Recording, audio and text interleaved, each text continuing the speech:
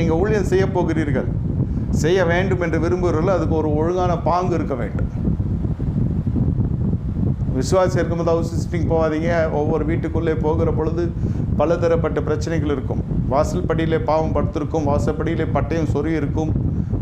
பேய் பிசாசு மாந்திரிகம் அதுக்கு நான் சொல்ல, முற்பிதாக்கள் வழியை பின்தொடர்ந்து வருகிற சாபங்கள் அந்த குடும்பத்துக்குள்ளே காணப்படும். உங்கள் அபிஷேகம் நுகத்தடியில் முறிக்கிறதா இருக்க வேண்டும். அதான் ஊழியக்காரனோட அபிஷேகம் வேறு, விசுவாசனோட அபிஷேகம் வேறு.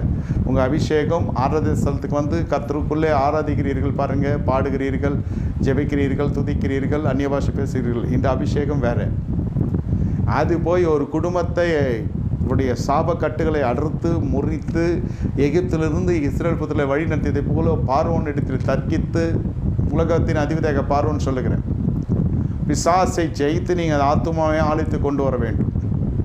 இது நீங்கள் போய் தான் நடக்க வேண்டும் என்பதல்ல. எங்கள் ஆலயத்தில் நீங்கள் ஜெபிக்க